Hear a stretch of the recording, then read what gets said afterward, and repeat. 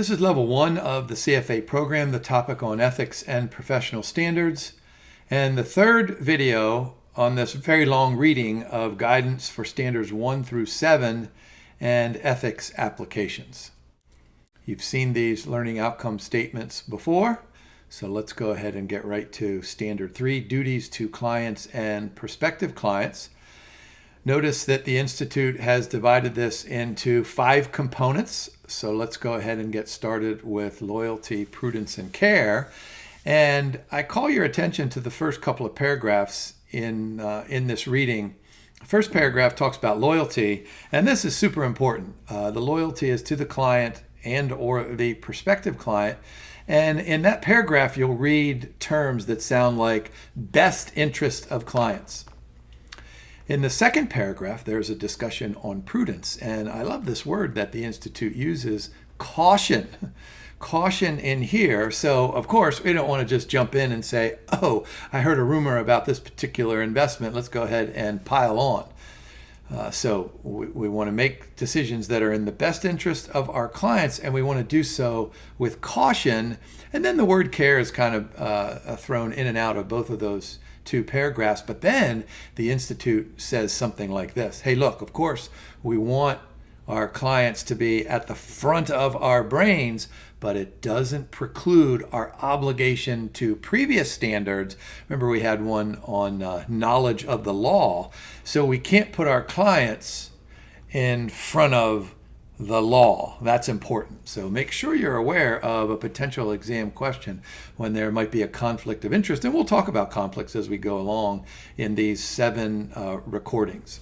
All right, so what does this tell us in the handbook? Reasonable care. Those of you who watched my videos in level 1 know that I love the word reasonable. It's a great word to use and to apply to the decision making in your personal life. What's reasonable, right? You know, what could any kind of a person say is reasonable? Yeah, exercise prudent judgment. So look in the orange box there. What does this mean? Of course, the client's interests always come first. Comma, I don't have a comma here on the slide, but comma, let's make sure that we're within the legal framework here. Now, the next question is, who is the client? I mean, a lot of times it's super obvious, right? I mean, I have my students in my graduate and undergraduate investments class, they create a fictional client. And it's usually a young individual because they're young individuals, or it's a married couple. And so it's super obvious that they're the client. But then I give them the example. I say, suppose that you have a client who is wheeled into your office on a gurney, and there's all these different machines hooked up to the client, and the doctor's standing there and says, hey, here's my patient. He or she can't talk, but they have $100 million, and they're only going to live for the next, 1 minute or 5 minutes. Here's our $100 million. We want you to manage this portfolio. And so I asked my students the question. I said, who's the client? And what's the time frame? Is it a really short time window? I mean, imagine putting down on a policy statement that the investment horizon is 11 minutes because our client is ready to die. And of course, some of my students will raise their hand and say something like, well, you know what, Jim, who is the beneficiary? So that's important. And that's kind of that first arrow point example here about a pension fund. Who is the client? Of course, if you have an individual client who's on his or her deathbed, then you have to manage it for the beneficiaries of that client. And the same thing with a pension fund. Now, you also have to be careful. Look at that second arrow point about a specific mandate. So if there's a specific mandate that says something like, you know what, I want you to go ahead and I want you to do this, whatever this is. And this could be like, a passive investment to mimic Jim's broad equity index fund. So that's the mandate. It doesn't really matter what I'm doing, what Jim is. It doesn't really matter what anyone else is doing. So that's why we have the word none down there. So make sure that you can differentiate between, an obvious client and then maybe not an obvious client, which I always tell my students, think of them as like an indirect client, which is a beneficiary, and then a specific mandate. Now, I've said this a handful of times, and I'm going to repeat it here, that in level 3, we talk at length In fact, the focus is on the policy statement. In level 1, we do a little bit. Level 2, we do a little bit more. But of course, this standard on loyalty, prudence, and care must be in line with the investment policy statement. And of course, in the policy statement, there's going to be a strategic asset allocation, which, and let me just make up a simple one here that might say something like, 10% of the portfolio is invested in very liquid assets, 50% in equities, and then what does that leave us? 40% in fixed income securities. So we have that outlined in the policy statement.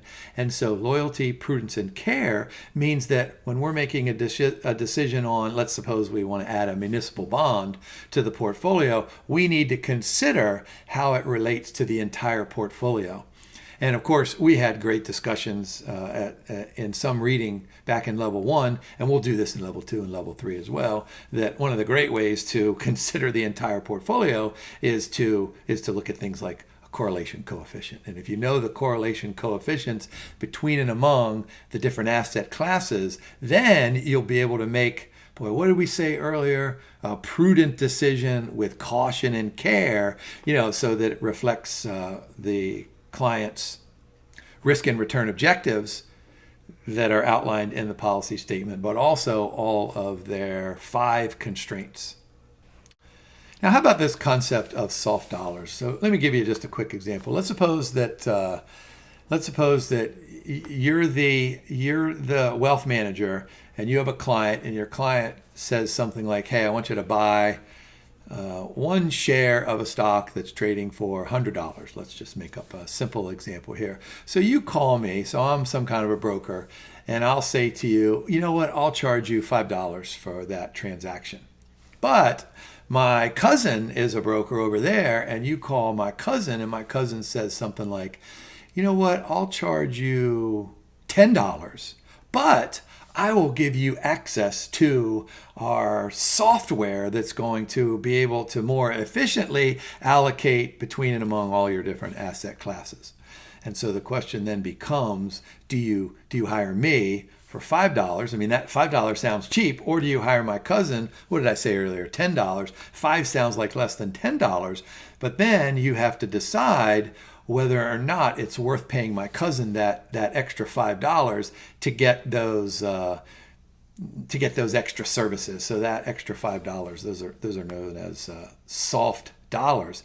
Now, of course, this is why the Institute, and I love this part of the program, it requires you to go back and learn economics, both at the macro level and at the micro level. And so the decision comes down to, what did I say, $5 extra for my cousin? Marginal cost, marginal benefits. That's why the Institute, look at that second point there. The best price and the best execution might not be me for $5. It might be my cousin for $10. Now, what about proxy voting? I get this all the time because through my college, we have the TIAA.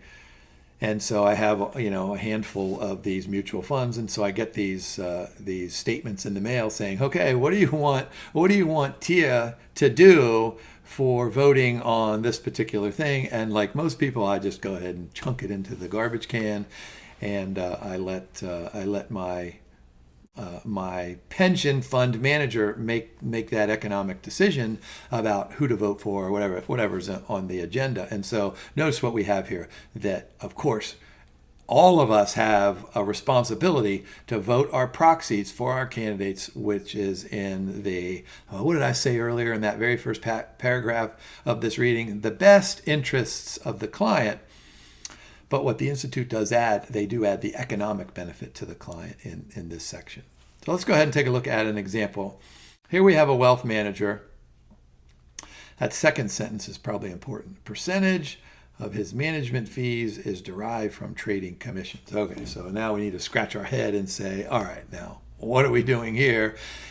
What's the best thing to do for this wealth manager, John Taylor? The best thing for John is for him to go ahead and just have anarchy in trading, right? Let's just trade everything. Let's just trade today, buy and sell and buy and sell. All right. So we're not surprised to read the next sentence. Taylor trades excessively in each of his client trading accounts. but the trades are appropriate and in line with the client's asset allocations. So you see what we're trying to do with this question? We're trying to lead you down a path that says something like, oh, if the trades are appropriate, then that's okay.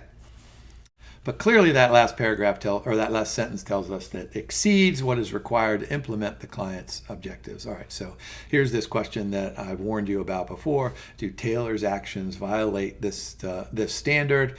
And your choices are yes for this reason, yes for that reason, no for this reason, no for that reason. It's good that you only have 3 choices. So hopefully you guys are probably all over this. So yeah, there's a violation because he uses client assets to benefit himself. All right, how about fair dealing here? What does this mean? That you have a handful of clients, let's say you have 100 clients, and you can't ask some of the clients to step forward and say, oh, I'm going to treat you a little bit better than I'm going to treat somebody else. So deal fairly and objectively with all clients. And I'll give you my professional analogy. My students always ask me questions like, oh, you probably just grade based on how much a student answers in class or what they did on the last exam. And I say, look, when I grade exams, when I give final grades, I have no idea who is the author of that paper. I have a rubric, I go through it, and if the student does this and this and this, they get full credit. If they make 90 out of 100 points, they earn a grade of A for the semester. And so that's my way of dealing fairly and objectively with all of my students. And of course, this applies to wealth management as well. Now look at that last teardrop point down there. Fair does not mean equally. Different levels of services are acceptable as long as everybody knows this. So you can have 100 clients, and you may treat them fairly, but you don't have to treat them equally, because you could say something to one client like, here, let me give you a silly example. If you come over and cut my grass, I'll spend another 1 hour working on your portfolio. That's a stupid example. But you can think of great examples where different levels of services are acceptable. Yeah, how about investment recommendations? We want to make certain that if we're a research analyst, or we have these analysts working for us, and they come and say, hey, you know what, we think that, what's that example of a company that I've used before? Jim's Concrete Company. We think Jim is really doing a great job. We think his stock is undervalued, et cetera, and so we're going to make a buy recommendation on Jim's Concrete Company, and we want to make certain that every client has the opportunity to react to our recommendation. Now, of course, sometimes the clients say, you know what, let's just go ahead, whatever you want to do, go ahead and do it. Just make sure that it's all the things that we've talked about. But some clients will want to have their own approval, because as you know, this is their money after all, and some clients want to know what's going on beforehand. Yeah, the Institute likes to ask these questions at the end of the readings on initial public offerings. And so there's no way that you should provide one particular client with a better access or a better opportunity to participate in an IPO. In fact, there's lots of academic research out there that shows something like, you know what, there are a bunch of IPOs that do really well in the first 2 or 3 or 5 or 7 days. But then after some extended time period, like 60 days, they all revert back to their regular old normal risk-adjusted rate of return. And so I usually tell students that, you know what, if you're really interested in an IPO, go ahead and buy 10 shares of it if you want, but please don't buy 90% of your portfolio. And then, of course, we talked about disclosure many, many times. All right, how about another example on fair dealing? All right, here we have an analyst emails all her clients about a change in her recommendation. All right, so 2 biggest clients, she calls her 2 biggest clients to review her conclusions and respond to any queries. Ooh, do these violate fair dealing? All right, so she calls two of her biggest clients to review her conclusions. I don't know. So what are our choices here? Yes, for some reason. No, we're kind of leaning towards no, but maybe there's discrimination in there. But I think we're okay with this because she emails all her clients. And all she does is pick up the phone and call two of the biggest clients because those big clients, they probably would like to have this conversation. But if that first sentence read something like Josephine emails a handful of her clients at 10 o'clock in the morning, and then calls a couple of them at 10:30 in the morning, and then emails everybody else at 12 o'clock, then that's probably not acceptable. All right, suitability. This makes perfect sense in the context of the policy statement. I tell my students this all the time. I say, look, your clients are going to come into your office, whether it's physical or Zoom related, and they're going to tell you about all the money that they have. But the most important part of this is that they're going to tell you about their goals, their aspirations, and their fears. And I tell the students that fear is among the biggest inputs to this whole concept of a policy statement. So it's our job to find assets and asset classes that are suitable, that match the client's risk and return objectives and all of those financial constraints. Now, of course, this is true as well for a specific mandate, and that specific mandate then has to be taken into consideration with the other components of the portfolio. So what do we have? We have a risk objective and we have a return objective because, essentially going back to Harry Markowitz in 1952, who operated in a two-space framework. You should remember efficient frontier conversations that we've had. You've got standard deviation on one axis and expected return on the other axis. So you have to match. And what does every client want? Every client would love to come in and say, all right, my return objective is 25% and I want a 2% standard deviation. And of course, those are not possible. That's why Harry Markowitz called those unattainable. I tell my students that's kind of like a fantasy world. All right, so in order to figure out the objectives, you need to have an interview with the client. And so this interview can take place, over several days or over a couple of weeks, but really you're getting to know the client and you have the ability then to assess the risk, you have the ability to assess timelines, you have the ability to assess tax implications and liquidity issues, and then unique circumstances. And when I have my students do a policy statement, I actually have them put together 6 constraints. That last constraint is a behavioral constraint because I want them to think about behavioral finance and cognitive errors and emotional biases as kind of their separate entity. But the Institute just lumps them in with unique circumstances. So be ready for a behavioral issue thrown into what the objective is. Notice what we have in bold there in that arrow point. Each IPS should be updated annually, or when there's kind of a life-changing event. Generally speaking, diversification, boy, we talked about that. I'll make sure the client knows the basics. I say this pretty regularly in recordings, at least I think I do, that part of the responsibility of a good wealth manager is to educate the client. And some clients are more willingly to that education process than others, but it's up to us to try to figure out ways to educate the client. And then we want to explain the risks inside of that. So let's look at a question here. So we have a portfolio worth $100,000. Father passed away and left him with $5 million. Well, all right, so that's a good thing, right? This is all good news. Let's see, the investment advisor has not made any changes to Layfield's policy statement.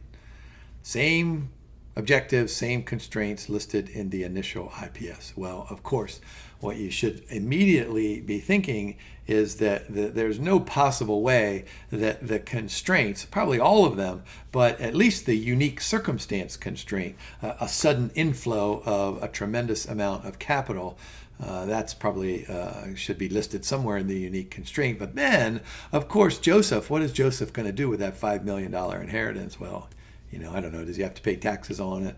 But he's probably going to buy a house or a car or do something. So there's all sorts of liquidity outflows there. All right, so what's the question here? Has the analyst violated this standard on suitability? Once again, we have some choices. No, because of a reason. Yes, because of a different reason. But clearly, there's a violation here because there's no updated portfolio.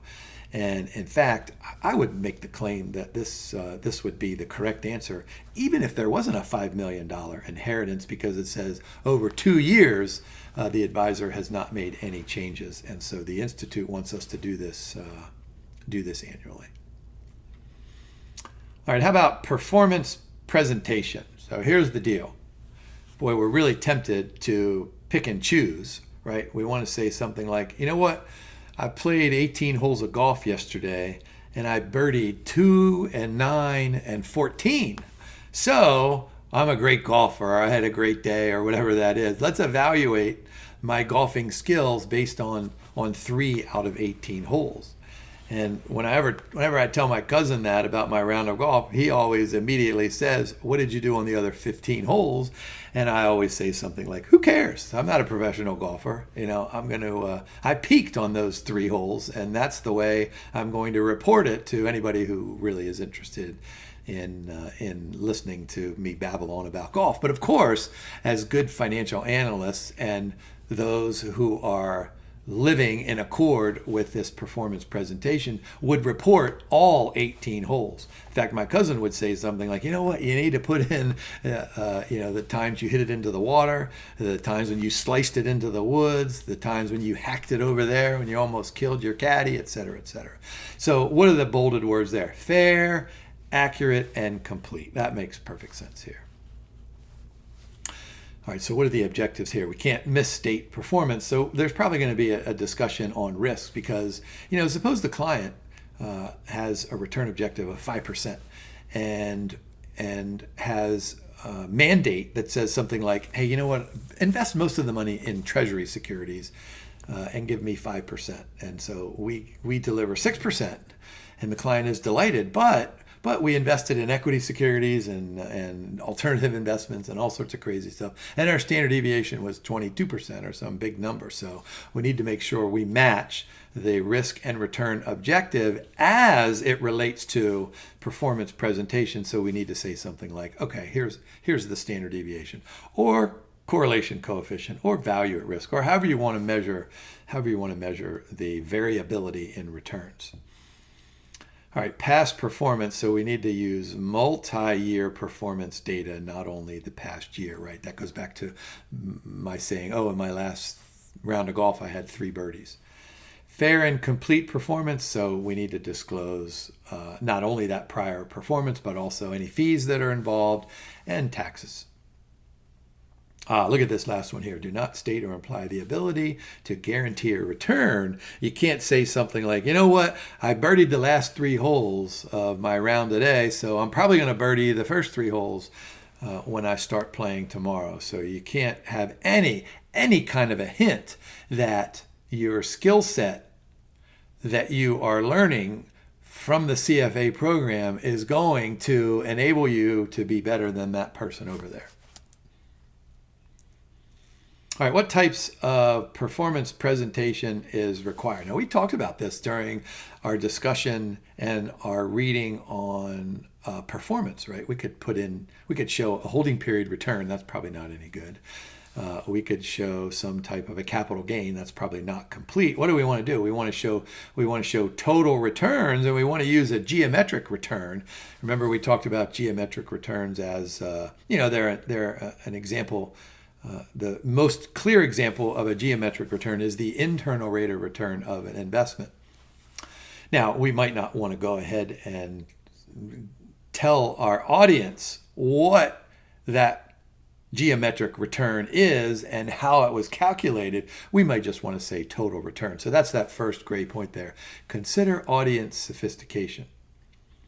Yeah, similar portfolios, that makes sense. Include any terminated accounts. We don't want to say something like, oh, I made 7 bogeys on the first 7 holes, but I used my driver on all of those holes, but I've thrown that driver away, so I'm never going to use that driver again. Well, you know what? It was still your swing, so it's still my decision making that caused those accounts to be terminated.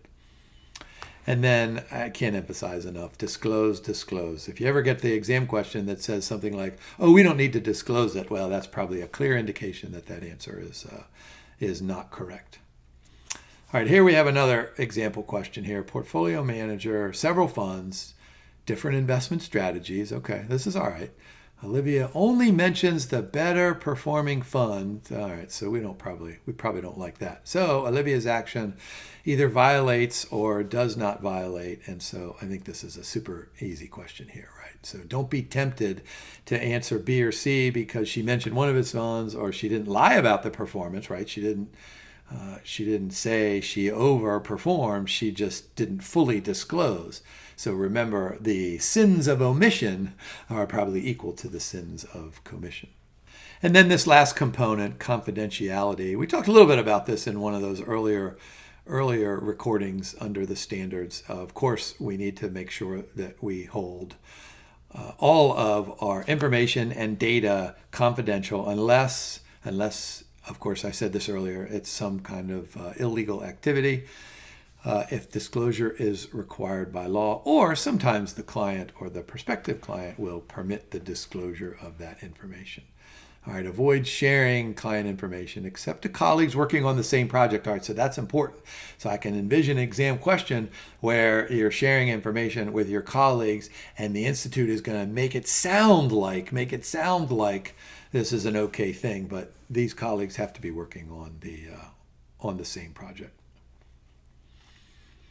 Members should cooperate with any investigation by the CFA Institute. Okay, that makes perfect sense. We've talked about that. And then, we need to have this policies and procedures so that we don't have any kind of accidental distribution of client data where it shouldn't go. All right, how about a final sample question here?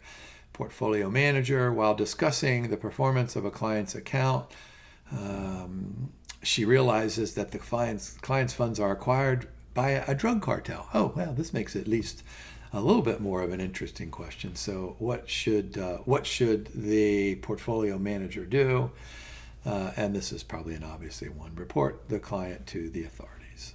Yep. So look at the explanation down there. Maintain confidentiality unless it relates to illegal conduct. All right, so that takes us through standard 3. Up next is duties to employers, which piggybacks right on our duties to clients. But there's a bunch of other different things in there. I think you'll find those 3 components a fairly interesting conversation. So this is what I want you to do now. Just like I asked you after standard 1, just like I asked you after standard 2, I want you to go to those 30 odd questions at the end of this reading, and I want you to go through them. And feel free to go through them quickly because I'm going to ask you to do this 7 times. And after that 7th reading, you're going to have those 34 questions embedded in your brain. So go ahead and look at those. Remember now, you only have 3 standards, so there's going to be some questions in there that you probably don't know. But I promise you, as we go over these and over these, that these will give you great hints and a great source of a toolbox for the exam. So thank you for watching. Have a great day and good luck studying.